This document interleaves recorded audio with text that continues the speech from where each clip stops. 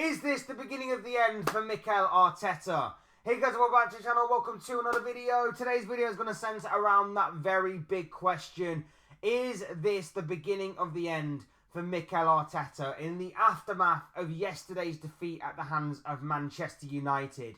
Arsenal got dumped out of the FA Cup yesterday at the hands of Manchester United, the current holders of the FA Cup, of course, on a penalty shootout after the game had finished 1-1 after 90 minutes. United were forced to play about an hour of the game or so with down to 10 men. Arsenal couldn't finish off the job, and in the end, the lottery of the penalty shootout went in United's favour, and Arsenal and Mikel Arteta are once again crashing out of the FA Cup before they've even reached the fourth round. For the fifth, I believe it's the fifth year in a row, fourth or fifth year in a row, they've been dumped out of this competition before they've even made the fifth round. Huge. And another opportunity of silverware that goes a-begging for Arsenal and Mikel Arteta. But is it all down on Mikel Arteta? Is this the beginning of the end for him? Are certain fans already turning on the Spanish manager? Should the board have maybe pulled their finger out a little bit more in certain transfer windows to give Arsenal and Arteta every chance of winning silverware? Or is this down to the players simply not being good enough? Is this down to a mentality issue? Is this down to a bit of staleness maybe creeping in to this squad? I'd love to know what you guys are thinking and feeling down below in that comment section. So please do get involved in everything that you have to say about this subject. Your thoughts, comments, opinions, predictions, feelings, whatever you want to call it. Will make for great interesting reading, I'm sure. Hit the like button if you haven't already. Subscribe if you are new as well. All of those things will be greatly appreciated. But for now, let's get into the conversation of Arsenal Football Club and their head coach, Mikel Arteta. Look, for me, it's not over until it's over. Of course not. But for me right now, this has got a horrible stench. And I'm a Liverpool fan, so I'm obviously seeing this from the outside looking in. But to me, this has got a horrible stench of Mikel Arteta replicating the kind of form of Mauricio Pochettino. Now, I'm talking about Pochettino when he was at Tottenham, not necessarily trophy-wise, because, you know, Arsenal's already won an FA Cup during his first half of the season that Arteta took charge of the club for. But in terms of Premier League, in terms of silverware beyond that point, it does reek of Arsenal going through their Tottenham under Pochettino era. Is a guy that comes in and can get them only so far, but can't get them across the finish line. And there may be different reasons for that. There may be a reason that maybe the manager himself isn't necessarily good enough to get them across the finish line. Maybe it's a reason that the board aren't pulling their finger out enough in transfer windows to actually give him the players that he needs to succeed properly. Maybe it's just the players simply are not good enough. Maybe it's a case of all three. Maybe it's a case of one or two, a combination of them. Or maybe it's a case of just one and not the others. I'm not 100% sure because obviously, like I said, I'm from the outside looking in here. I'm not an Arsenal fan. I'm a Liverpool fan. I'm a rival. So whilst I like that Arsenal are somewhat in this position, I understand that this could easily be turned around. This could easily change in the coming months, and we could be sat here at the end of the season with Arsenal being Premier League champions, or even potentially, I know it's a bit more of a long shot, but even potentially Champions League winners for the first time in their history. It could potentially happen. But it has been a very tough week for Arsenal. They obviously lost to Newcastle in the first leg of the Carabao Cup semi-final. They now have to go to St James's Park and overturn a 2-goal deficit, which is a massive uphill battle in itself, and one that I don't think is going to be in Arsenal's reach. I don't see them overturning that deficit. I think they are already out of the Carabao Cup, in all honesty. They haven't exactly had the best of times going to St James's Park in recent times, so I don't necessarily see that changing in about a month's time or so, when of course the second leg does come around. I think Newcastle are into the final, in all honesty and in my humble opinion. They are now out of the FA Cup. at the hands of Manchester United. And look, United were fantastic value for that win yesterday. They really did show true grit and determination to really get through that game yesterday. Arsenal, the level and calibre of Arsenal obviously shined through. They knew they couldn't necessarily go toe-to-toe with Arsenal, so they adapted, they changed. And like I say, even though that they were down to 10 men for about half of the game when you take into account extra time, United really dug deep to take it to penalties. They could have even won it in normal time. Missed opportunities for both sides. And United were good value. And in the end, it was the lottery of a penalty shootout. I did think that United were a little bit hard done by the referee, because I didn't think the referee's performance was in any way, shape or form anything to write home about or great in any way. So I did feel like United got a little bit hard done by the referee. It kind of gets swept under the carpet though a little bit, and wrongly so, by the way, because United obviously got the job done. But in the end, yes, United were brilliant value for that victory yesterday and for dumping Arsenal out of the competition. So fair play to Ruben Amorim, and well done to Manchester United on making it through to the fourth round of the FA Cup in what was obviously the biggest game of the third round of fixtures that the FA Cup had to offer over the course of this weekend. But for Arsenal, it was a massive opportunity that goes a-begging yet again, because there was more pressure on Arteta to win this competition, or win at least this game, than there was for Man United and Ruben Amorim. We've been talking all season about how Arsenal need to win more silverware. The silverware needs to come for Arsenal now. They've had a lot of time, they've had a lot of patience, they've had a lot of money thrown at this project, and so far I've only got one FA Cup, and if you want to count them, 2 Community Shields to show for it. There needs to be more. There should be more, there needs to be more. Especially when you consider that even though they are against a formidable opponent and outfit in Pep Guardiola's Manchester City for the past few years, a lot of people still ridicule and mock Liverpool and Jurgen Klopp for not winning more during his time there. Arteta certainly does need to win more. And he's not doing that right now. And like I say, I think the Carabao Cup's gone for him. You want to ridicule the Carabao Cup as much as you want, go ahead. But it's still a competition. It's still a piece of silverware. And it's still something that if you get to the semi-final stages of it, you need to take seriously, because silverware, scarce, especially with how dominant City have been in recent years. You need to take it seriously, and Arsenal seemingly haven't, even in the latter stages of that competition, and that's why they potentially find themselves 2-0 down, at the very least, going into, obviously, the second leg. The FA Cup, another huge opportunity. Not been won by Arsenal since, of course, Arteta first took over. His first half of season, he won them the FA Cup. But since then, they've been knocked out before they've even reached the fifth round. Third round exits, fourth round exits in the past few years. It's been a madness. It's been an absolute madness and a joke of a competition as far as what Arsenal are concerned. And they've not even faced some difficult teams like Southampton, not in the fourth round in 2021. Nottingham Forest in the third round in 2022. Man City, fourth round 23. Liverpool in third round last year. And then United this year. Barring, obviously, Liverpool and Man City, which would obviously be tough for anybody. Getting knocked out by Southampton? Seriously? Getting knocked out by Nottingham Forest? Seriously? And then getting knocked out by United this year? Like, they've been favourites in all of those games, and maybe you can even argue that they probably would have been favourites last year against Liverpool as well. But at the same time, it's not been a good enough showing. It's not been a good enough showing. And then you look at their form in the Champions League this year, very hit and miss, pretty inconsistent, not the best, not the worst. But they don't look like they're laying down a statement to say, we're taking this competition this year and we're not going to take no prisoners. There's been very little there to convince anybody that they are going to be winning that competition. And then you look at the Premier League form, and this has been the biggest worry.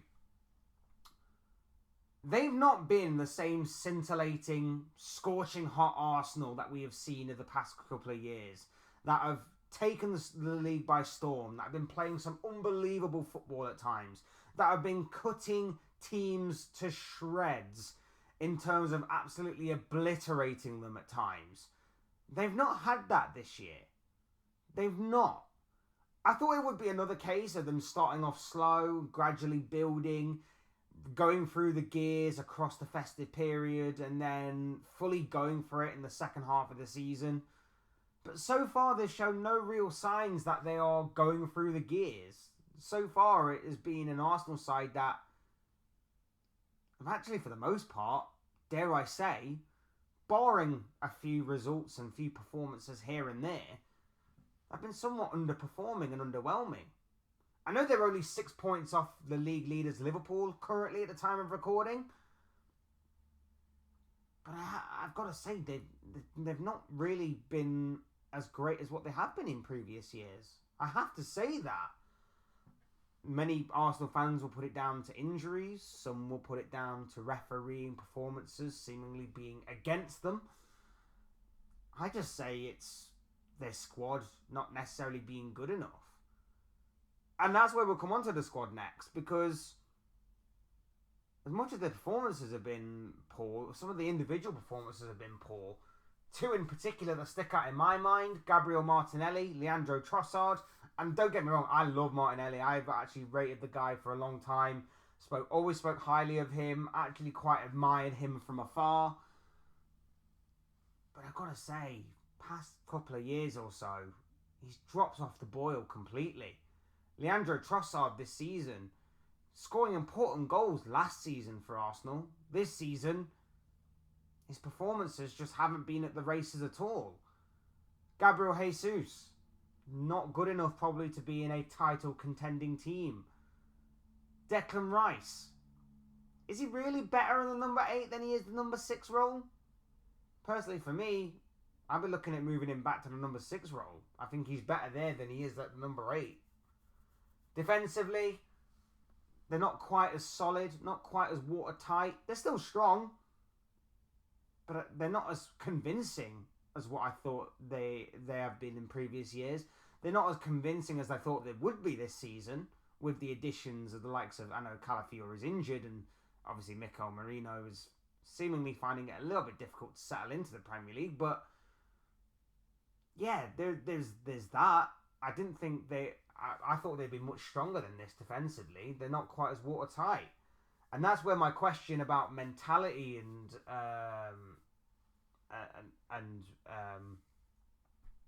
you know, just overall mentality. That's where my question comes in of that, and staleness, mentality and staleness. Are those creeping in? Are those factors that are creeping into this Arsenal team? Because the mentality side of things, I did question at the beginning of the season. I asked whether or not that would become a factor. Arsenal fans waved it off. Nah, we'll be fine. We'll be fine. We'll go again. We'll just simply go again. And I sat back and I said, okay, cool. You do you. Because the fact of the matter is that I've seen it with my club.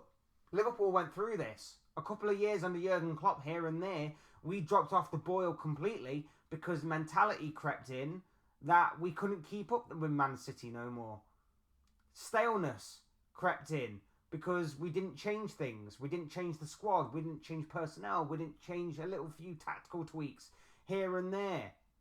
So staleness crept in. All of those things contributed to Liverpool dropping off a year here and a year there under the best manager that Liverpool have had in the Premier League era. And I said to Arsenal fans, just be careful, because if you're not careful, it could creep in. And it has done. It has done. In my personal opinion, the lack of mentality, the lack of belief is somewhat there for us to see.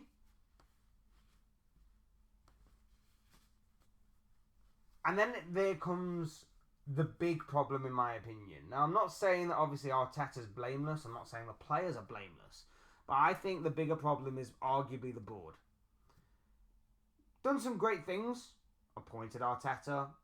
changed the infrastructure of Arsenal in recent years, brought in some decent players, but have they done enough? And the question and the answer for me is no, they haven't. And I'm looking at this from the outside looking in. I said at the beginning of the season, they need some sort of goal-scoring winger. They need some winger that can goal score as well as create an abundance of chances. And they also need an ice-cold finisher up front. And the best they could muster and come up with was Raheem Sterling on loan. It's not the same Raheem Sterling of several years ago. It's not. And that's the best they could come up with. Raheem Sterling to fix that kind of problem that Arsenal were facing. There's a big opportunity in this January transfer window for whichever title contending team steps up. They could potentially tip the scales of the Premier League title race in their favour. But it doesn't sound like Arsenal are going to be doing any major business in this transfer window, despite the fact that it is still pretty evident that they need a goal scorer, whether it be from the wing position, who can also create opportunities, or whether it be in the forward line, leading that line for the Gunners. The past few games, Kai Havertz has been the culprit of some absolute gilt-edged chances that a lot of us, as casual fans or as real hardcore fans, would have stuck away, despite us not being professional footballers.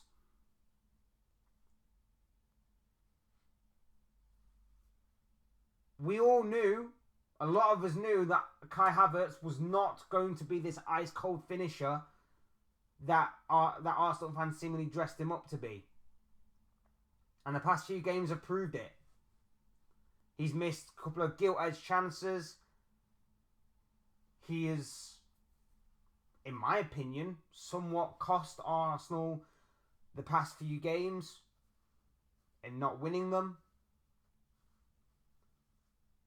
It's clear that whilst he has a role in this Arsenal team, they need better. They need an upgrade in the goal-scoring department because he is not it. And Arsenal fans will be happy that he scored a few goals for them.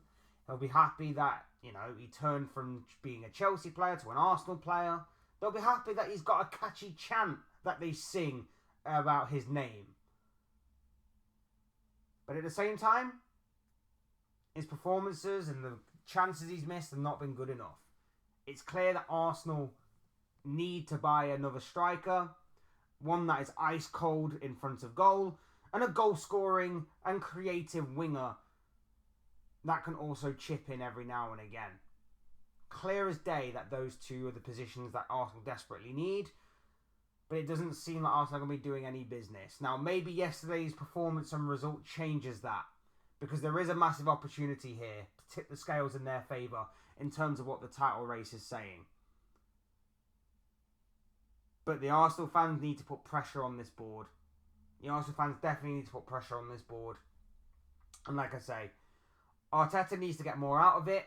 Arteta's performances and the Arsenal performances as a whole have not been good enough. And they can change around, because maybe there is some sort of sleeper agent involved here where Arteta makes one tactical tweak, or maybe he says a word or a phrase or something that instantly triggers something in those minds of the Arsenal players to make them play that kind of scintillating, scorching hot football that they have been playing these past couple of years. But so far, we haven't seen it. And right now, I've got to reiterate my point that I made at the beginning of the season. I personally think we could be on the verge of seeing the beginning of the end as far as what Mikel Arteta is concerned.